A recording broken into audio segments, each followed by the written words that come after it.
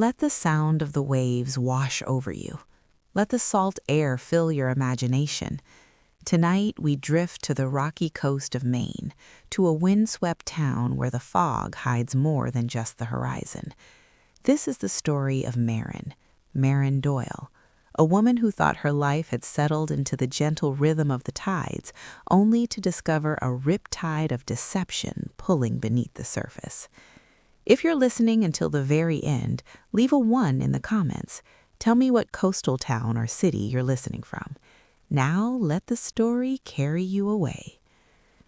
For 46 years, Maren Doyle's life was measured by the bells, the mournful clang of the buoy and the chop, the cheerful jingle of the bell over the door of Doyle's boatyard in Chandlery, and the deep, resonant toll of the chapel bell on Sundays. She was Captain Silas Doyle's wife. She was Finn's mother. She was the steady hand that kept the ledger books for the family business in the small, proud town of Port Haversham.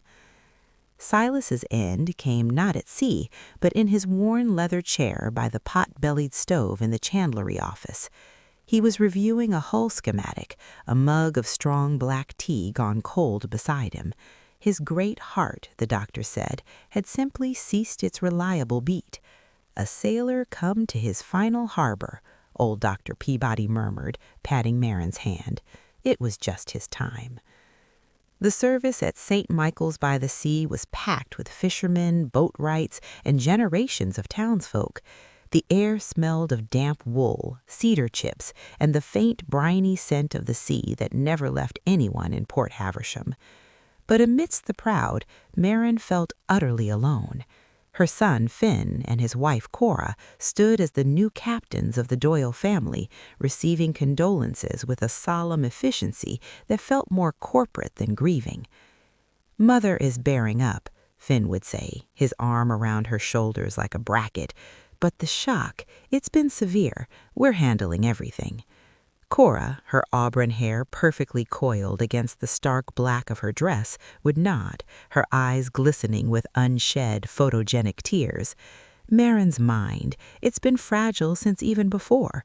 The memories come and go like the fog. We have to be her lighthouse now. Fragile, her mind. The words, once spoken, seemed to seep into the very woodwork of the town. Maren saw it in the way old Jed Carson at the fish market now counted her change back with exaggerated slowness, his eyes avoiding hers. She heard it in the suddenly simplified sentences from Martha, the pastor's wife, when she brought over a casserole. The narrative was being written around her, Maren Doyle, addled with grief, slipping away. Finn and Cora moved into the Maine house on Wharf Street to keep an eye on things during the transition. Their presence was a slow, subtle colonization. Cora updated the kitchen, packing away Maren's seasoned cast iron and clay bean pot, replacing them with sleek stainless steel and a food processor that whirred like an angry hornet. Finn began spending long, closed-door hours in the chandlery office, talking about streamlining operations, digital integration, and modernizing the Doyle brand. The familiar scent of oil, pine tar, and pipe tobacco that had always clung to Silas began to fade, replaced by the sterile smell of laser-printed invoices and Cora's cloying lilac perfume. 2 weeks after they laid Silas to rest in the cliffside cemetery overlooking the harbor he loved, they summoned her to the formal parlor, a room reserved for funerals and very rare, very dull visitors. The heavy damask curtains were drawn, casting the room in a submarine gloom. "Maren," Cora began, her voice smooth as poured cream as she handed her a cup of tea she didn't want. "This house, this business, it's a monument, truly, but monuments are cold to live in, and with your spells of confusion, it's become a danger to you and to the legacy Silas built." Finn leaned forward in Silas's favorite wingback chair, a sight that made Maren's stomach clench. His hands were clasped, his expression one of pained responsibility. Mom, we've made arrangements. Ocean View Manor, up in Camden. It's a premier facility, spectacular views, excellent care, activities. You could watch the boats come and go without a single worry. We'll run the business, keep it profitable, keep the Doyle name strong. Ice water seemed to flood her veins. This is my family, this business, this house. It's my life. Silas and I built it from a skiff and a dream. We worked the ledger side by side at this very table for 40 years. Dad is gone, Finn said, not unkindly, but with a finality that brooked no argument. It was a tone he'd perfected in his own real estate ventures down in Portland. You're not the woman you were. Last week, you forgot to meet the insurance adjuster at the dry dock. I had to cancel a meeting with a major client to cover it. Do you understand the liability? Her breath caught. She had marked the appointment clearly in the big leather-bound tide log on the office desk. She remembered the feel of the pencil in her hand. But when she went to check later, the page for that day was pristine, empty. A cold doubt, serpentine, coiled in her stomach. Had she forgotten? Had the date been wrong? Was the fabric of her mind, under the immense, solitary weight of her grief, really beginning to fray? That night, the silence in the old house was broken only by the distant, lonely moan of the foghorn and the unfamiliar creak of floorboards from the guest room where Finn and Cora slept. The doubts swirled like eddies in the dark. The misplaced ship's log she'd found behind the flour canister in Cora's newly organized pantry, the missed lunch with the pastor's wife that Cora claimed she'd confused with the following week, the strange metallic aftertaste her morning tea had taken on lately, which Cora blamed on mineral buildup in the old pipes. Then, at 1:30, the old black rotary phone in the downstairs hall gave a jarring metallic ring that seemed to shake the very foundation. Her heart hammered against her ribs. No one called at this hour unless the boats were in trouble. She padded down the wide wooden stairs in her robe and wool socks, the cold seeping up from the floorboards. "Hello? Maren Doyle?" The voice was a dry rasp, weathered by salt and smoke and a lifetime of shouting into the wind. It was unmistakable, a sound from a past she thought had sailed over the horizon for good. "Walt?" she whispered, her free hand gripping the edge of the hall table. "Walt Brennan. Walt Brennan, Silas's oldest friend, his first mate on the Marlin for 30 years, a man as permanent and rugged as the granite coast itself, who had vanished from Port Haversham shortly after Silas's retirement. The story was he'd gone to live with a daughter in Florida, but no one had heard from him since. "Aye, it's me, girl." His voice was tight, stripped of its usual rolling cadence, sharp with urgency. "Listen close and don't say nothing you don't have to. You're in a nest of vipers. Silas knew it. He left something for you. Proof. You need to come. Tomorrow." "Walt, what proof? What do you—" Her mind raced. Vipers? In her own house? "Can't say on this line. Not secure. You remember the old Henderson place? The abandoned lighthouse keeper's cottage on Smuggler's Cove, where the kids drink beer and dare each other to go inside?" A chill that had nothing to do with the night air crept down her spine. Of course, it was a ruin, a place of local legend and broken bottles. "Be there, 10 in the morning. High tide'll cover your tracks on the beach path. Come alone, Maren. Don't tell a soul, not the postman, not the pastor, and especially not that son of yours or his painted wife. Silas was clear as crystal on that. Your life may depend on it." The line went dead with a definitive click. Maren stood in the dark hall, the receiver a cold, heavy weight in her hand. Vipers. Proof. Your life may depend on it. The words cut through the fog of doubt like a lighthouse beam. Walt Brennan was not a man of fancy or melodrama. He was a man of knots and currents, of tangible dangers and solid solutions. If he said there was danger, it was as real as a submerged reef. The next morning, she dressed with deliberate purpose in her oldest, most comfortable wool trousers, a heavy cable-knit sweater darned at the elbows by her own hand, and her greasy yet grippy rubber deck boots. At breakfast, Finn eyed her attire. "Going somewhere, Mother?" she said, stirring her tea and avoiding his gaze. "The air helps, clears my head." She took a small sip. The metallic tang was there again. He frowned. "The path is uneven. It's not safe." Cora, gliding into the kitchen with a stack of glossy catalogs for senior living aesthetics, placed a soothing hand on his arm. "The sea air will do her good, Finn. Let her have some peace. It's a beautiful morning." Her smile at Maren was benign, but her eyes held a watchful, calculating light.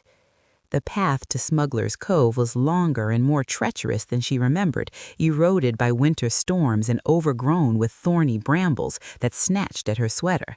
The cove itself was a perfect crescent of gray pebbles, the water a cold, churning green. The cottage sat perched on the cliff above, a skeletal silhouette against the bright, hard sky. Its windows were boarded, its clapboard siding peeled away in long, painful-looking strips. As she picked her way up the crumbling path from the beach, a figure detached itself from the deep shadow of the porch. Walt Brennan was thinner, gaunt even, his once barrel chest slightly sunken. His face was a road map of deep lines carved by wind and squinting into sun glare, but his blue eyes, the color of the deep ocean on a clear day, were as sharp and penetrating as ever. "Maren," he said simply, and in 2 strides closed the distance between them, pulling her into a brief, fierce hug that smelled of pipe tobacco, engine grease, and the unmistakable scent of the sea, a smell absent from her own sanitized house for weeks. "I'm sorry, girl. Sorry for all of it." He didn't lead her into the decaying cottage, but around back to a collapsed woodshed, half buried in wild rose and poison ivy. With a grunt of effort, he braced his shoulder against a section of mossy, rotten wood paneling and pushed. With a groan of protest, it slid aside on hidden, rusted tracks, revealing not dirt, but a rusted iron door set into the hillside, an old root cellar forgotten by time. Inside, by the beam of his heavy-duty flashlight, was a space that had been utterly transformed. It was neat, dry and swept clean. A small, salt-corroded metal desk stood against one wall, a 2-drawer filing cabinet beside it. On the desk sat a large, gunmetal gray fireproof lockbox. Maps of the coastline were pinned to the earthen walls, and a battery-powered camp lantern hung from a hook. "Silas came to me 8 months back," Walt began, his voice a low rumble in the damp, enclosed space. He didn't sit. He was scared, not for himself. Silas never feared much. For you. He said Finn and Cora were working on him, like barnacles on a hull, but meaner, talking about you like you were a child losing your marbles, saying you were getting forgetful, that you nearly left the stove burner on, that you were repeating the same stories day after day. They pushed him hard, real hard, to sign papers, power of attorney, a new will that put everything in a family trust they'd control, said it was to protect you from yourself. He moved to the filing cabinet, the key already in his hand. The first drawer opened with a smooth whisper. The top folder was labeled in Silas's precise nautical block printing, gaslighting log and financial irregularities. He laid it on the desk. Inside, Maren saw her father's familiar hand, but the content was foreign, terrifying. Dated entries, times noted to the minute, transcriptions of conversations. April 12th, Cora claimed Maren confused Tuesday with Thursday for tea with Martha Peabody. Called Martha myself, she confirmed tea is always third Thursday. Cora later found the written invitation in her own handbag, said Maren must have put it there in a confused state. I saw Cora take it from the hall table yesterday. May 3rd, Finn insists I mentioned plans to sell the Marlin to the Jensen boys over dinner last week. No such conversation took place. He is constructing false memories, testing my recall. I feigned agreement to see his endgame. June 18th, $15,000 withdrawn from business operating account for supplier prepayment. No invoice. Finn's signature. Same day, Cora's Lexus payment cleared from joint personal account. Coincidence? Page after page of it, a clinical, chilling record of a sustained campaign to erode their reality, their trust, and their finances. The last straw, Walt said, his voice dropping to a gravelly whisper, was the doctor. He pulled a second, slimmer folder from the cabinet. It contained a medical report from the New England Toxicology and Wellness Clinic in Boston. Silas didn't trust the fatigue, the dizzy spells, the heart palpitations old Peabody kept shrugging off. He drove to Boston, paid in cash. He went to a specialist. Walt's calloused finger tapped a highlighted paragraph at the bottom of the conclusion page. Biomarker analysis consistent with low-grade, intermittent thallium exposure. Patient presentation aligns with early-stage thaliotoxicosis. Maren's knees gave way. Walt's arm shot out, steadying her, guiding her to the one rickety chair. Thallium, she breathed, the word itself feeling poisonous. That's rat poison. It's banned. Aye, tasteless, odorless, soluble, causes everything Silas had. Nerve pain, hair loss. He was wearing that cap all last summer, remember? Cardiac arrhythmia and confusion. Terrible confusion. Silas believed someone was giving it to him, slowly, to make his death look like a natural heart failure in an old man, and to make any complaints from him or any suspicions from you seem like the ramblings of a sick, paranoid aging mind. The world narrowed to the circle of light on the desk. The spells, the fragile mind, the metallic taste in her tea. It wasn't grief, it wasn't age, it was a blueprint for murder and theft drawn by her own flesh and blood. Before he could confront them, he took a sudden turn for the worse, Walt said, grief and fury warring in his weathered face. He knew he was out of time. That's when he gave me the key to this place, all these files. He had me help him move money, small amounts over months, from accounts they knew about to ones they didn't. Walt turned to the lockbox, working the combination. The heavy lid swung open. Inside were treasures more valuable than gold, bank books for accounts in her name only at the Islesboro Trust and Credit Union, a deed signed and notarized for a tiny, fully paid-off lobster shack and 1 acre of land on Little Gull Island, a remote outcrop she and Silas had kayaked to years ago and dreamed of buying. A prepaid, unregistered cell phone still in its packaging, and a sealed, heavy-duty waterproof tube, the kind used for marine charts. "In here," Walt said, handing her the tube with a reverence usually reserved for holy objects, "is his final will and testament, witnessed by me and a notary public from Ellsworth who owes me a life debt. It leaves the business in a trust you control, with me as executor if you're unable. It leaves the house on Wharf Street to you outright. It leaves Finn—" Walt paused, his jaw working. "It leaves Finn $1 in recognition of his birth and his subsequent betrayal."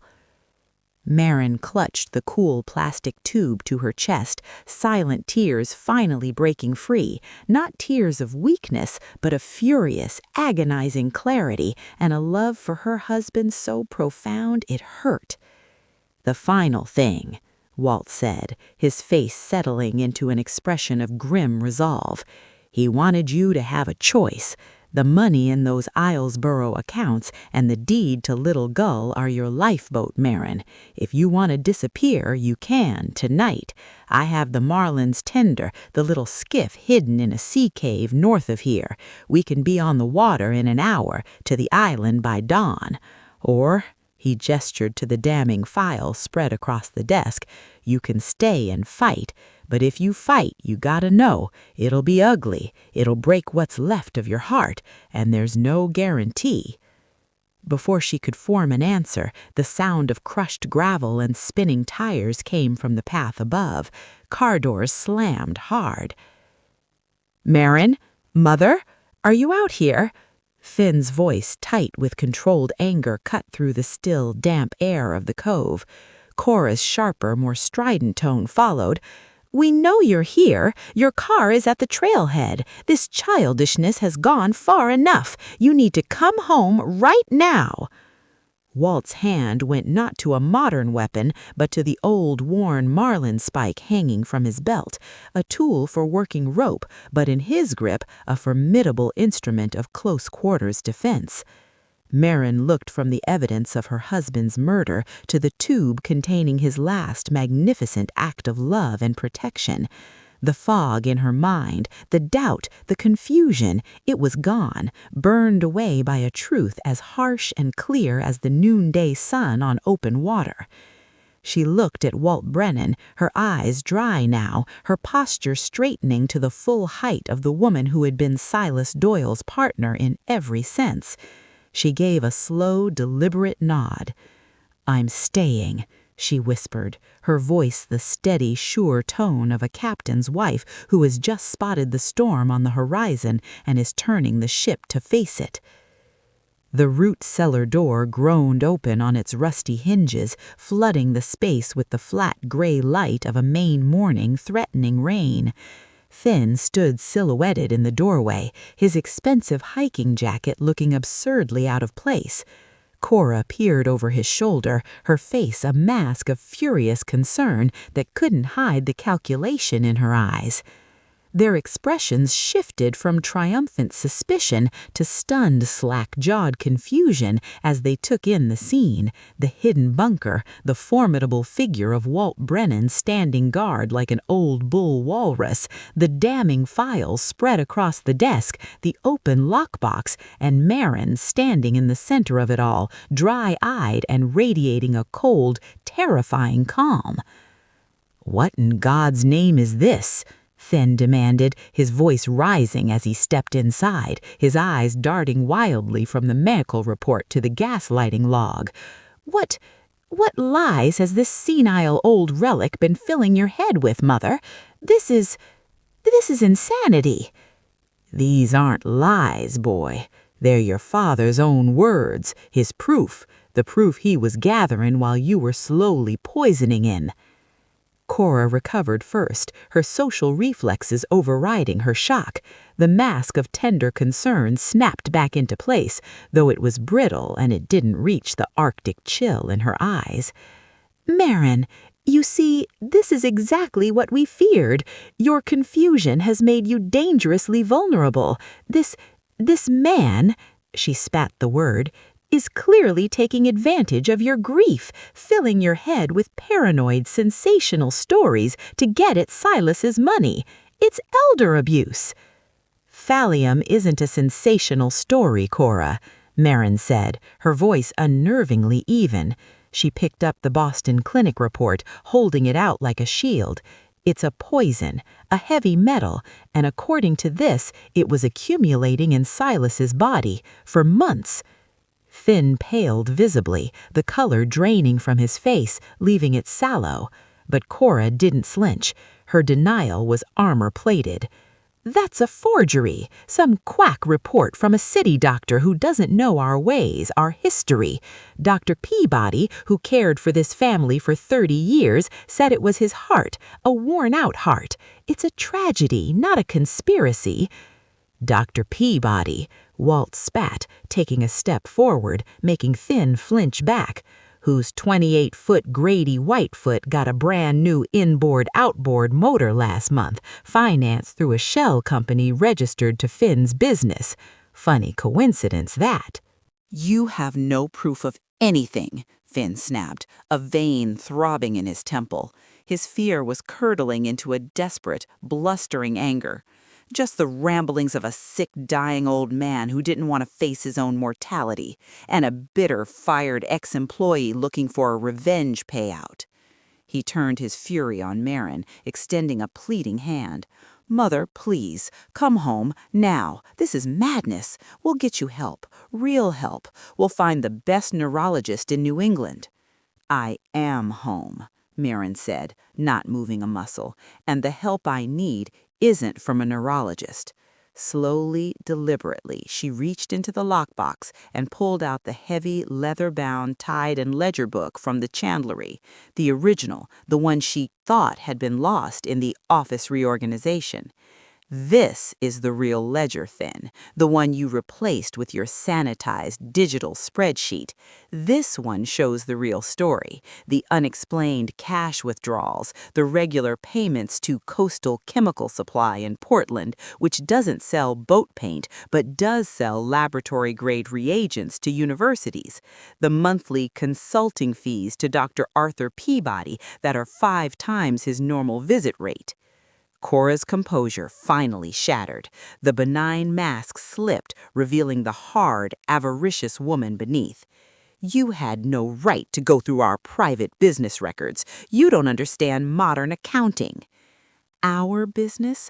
Our records? Maren's voice rose for the first time, sharp and clear as a bell, echoing in the small, dank space.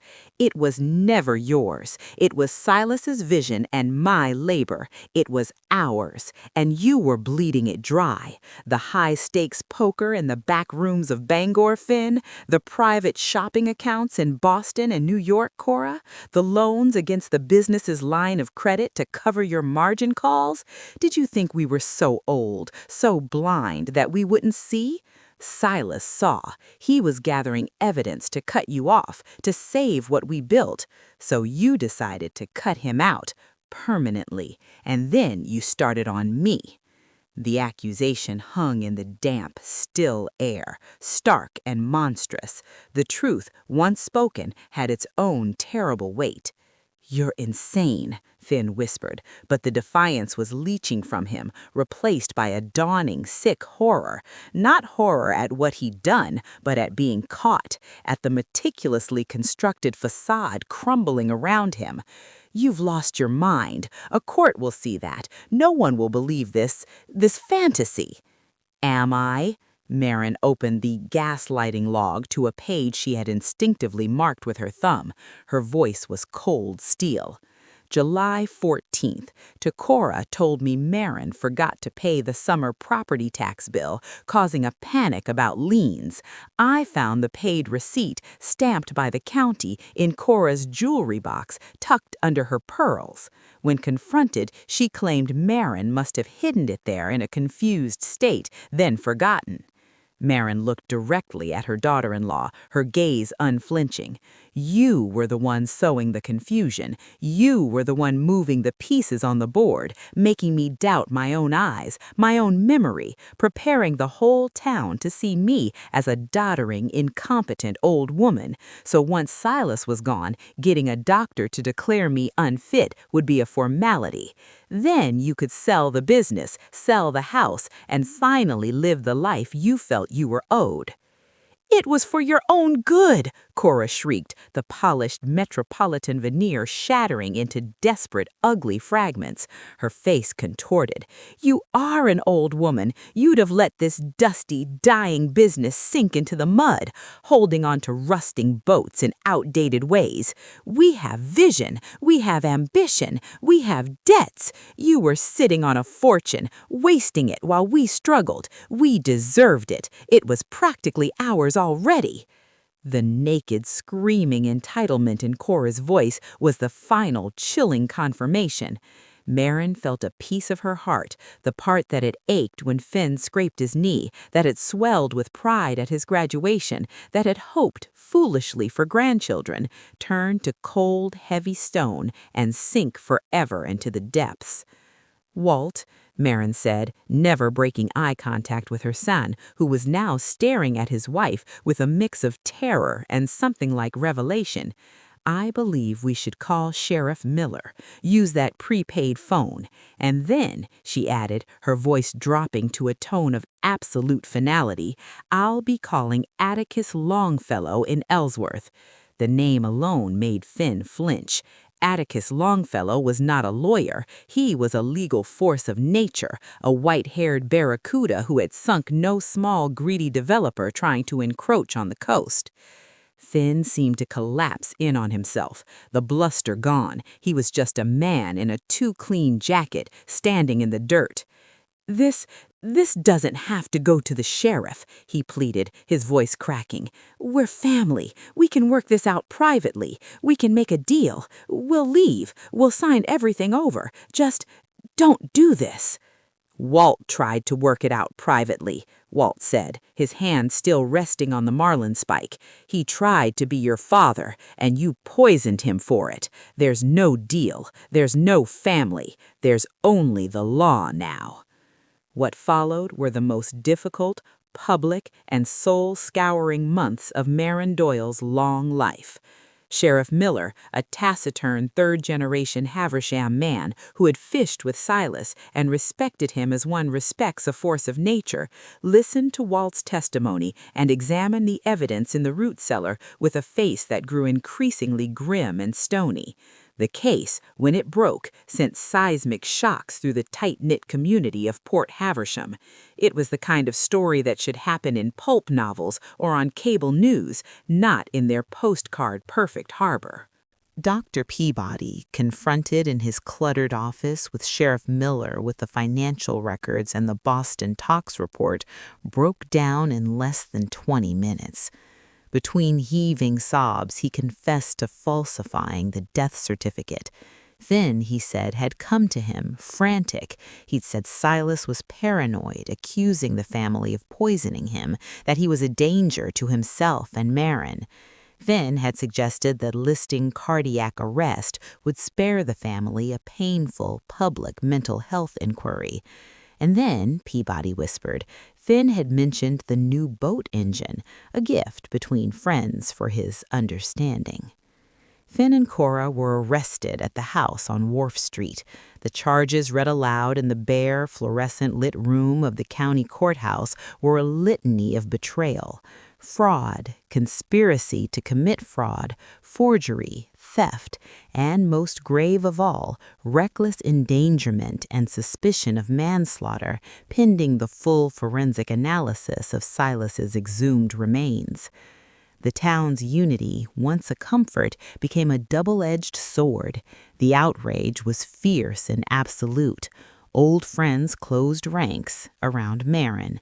The Doyle name, which Finn had tried to modernize, was now sacred again, and he and Cora were its heretics. Cora's prized Lexus was keyed in the grocery store parking lot.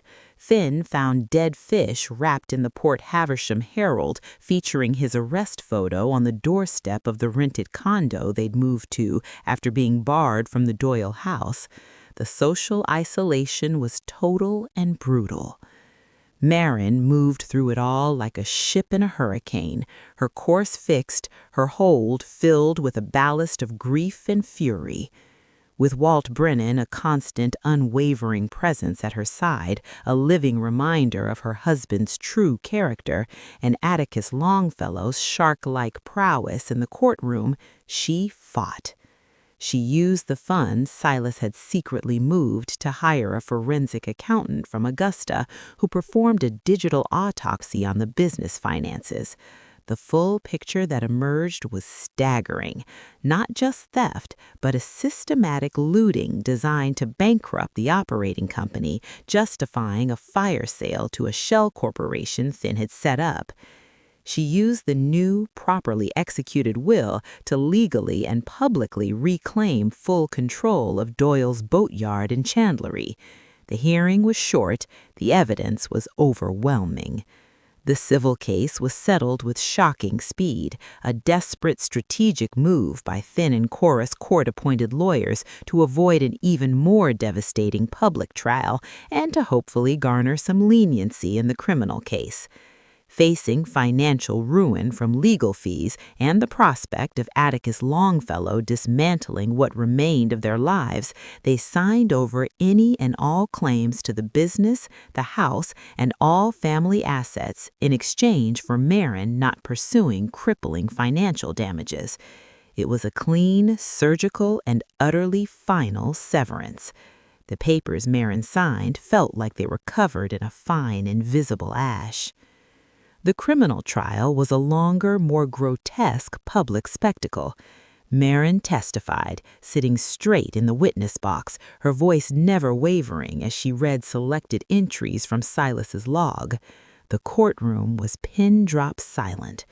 Walt testified, his plain, gruff honesty and obvious devastation for his friend cutting through the defense's attempts to paint him as a co-conspirator.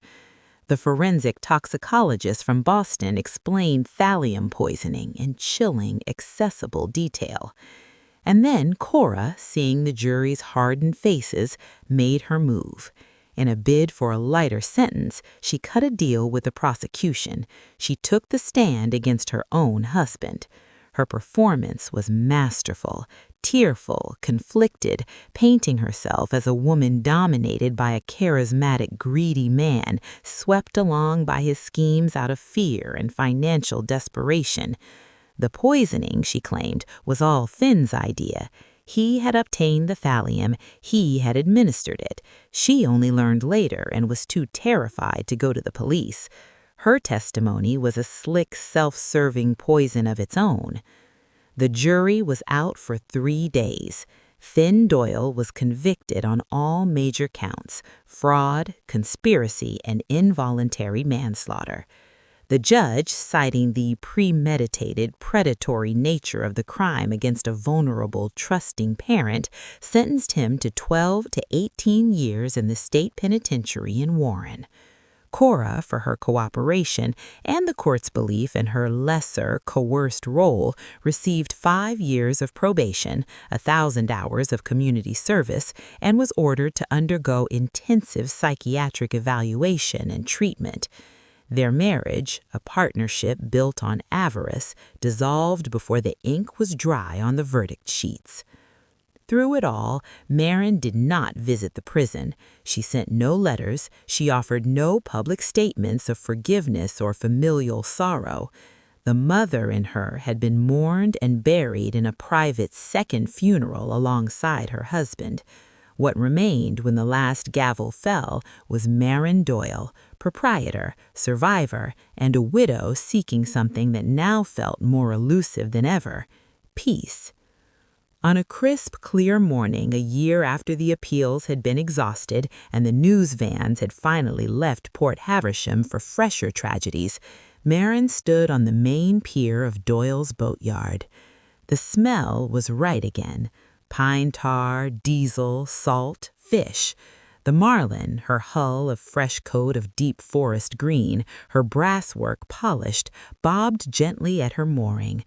Her engine emitted a low, healthy rumble as Walt and a young new hire, Liam, the earnest, red-haired grandson of Silas's old net mender, checked the gear for the day's first charter.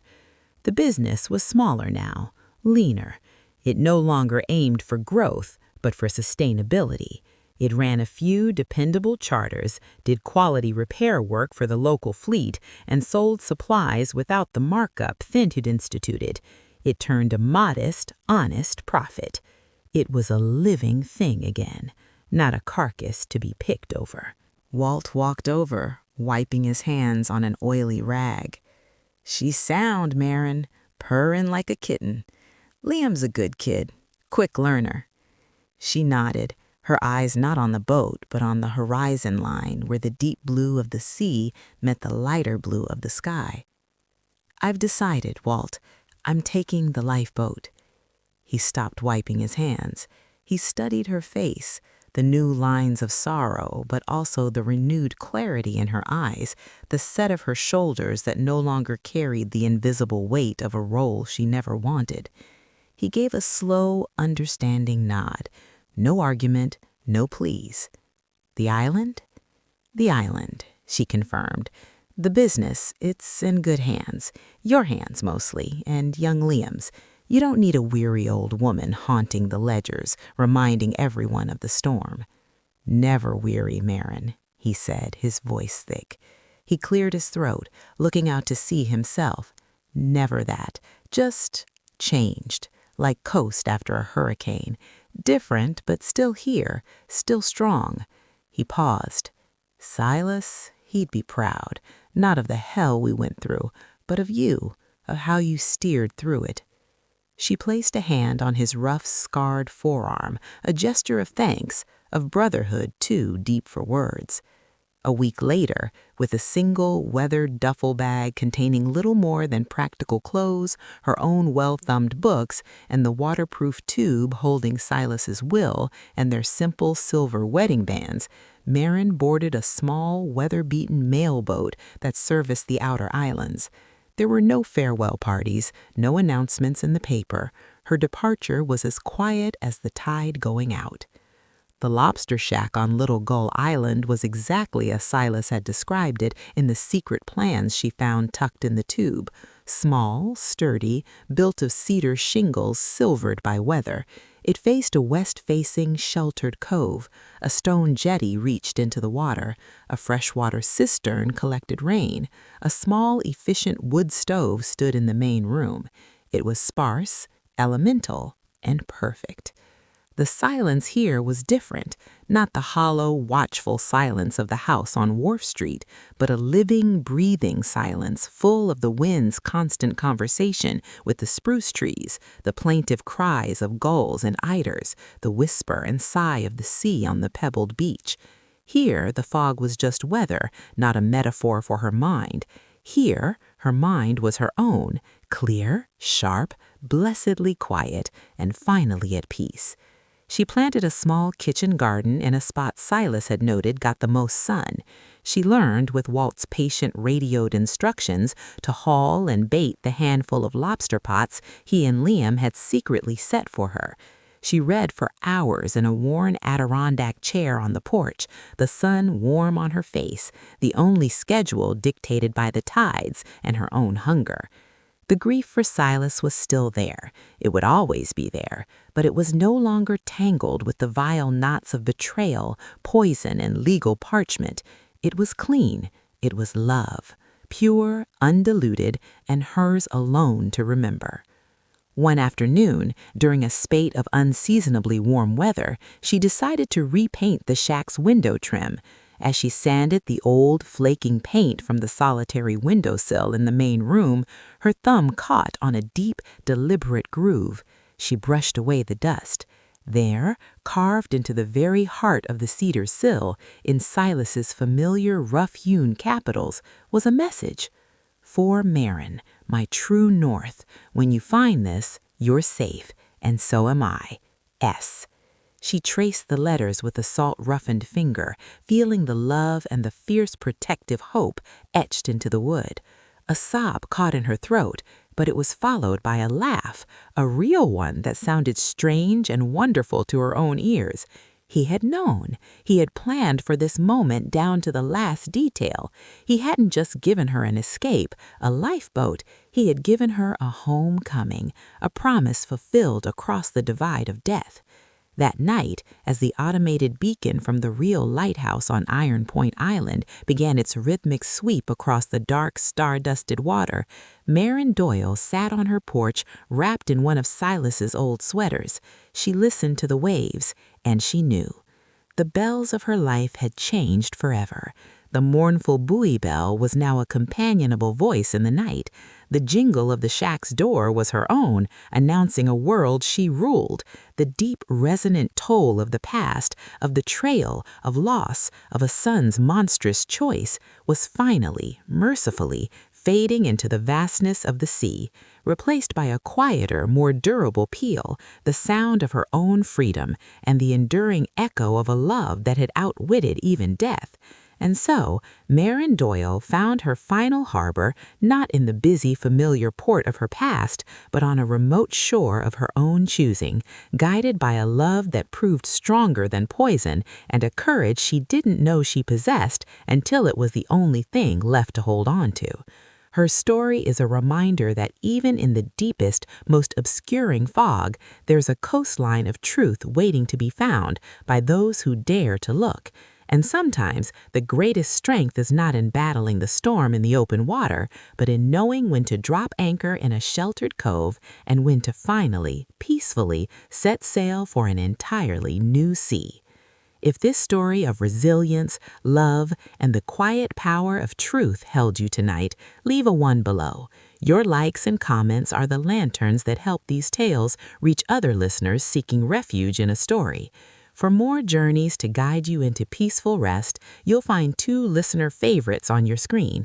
Subscribe and let me be your pilot into peaceful sleep each night. Thank you for listening. Wherever you are in the world tonight, may your waters be calm, your course be true, and your harbor, wherever you find it, be safe. Good night.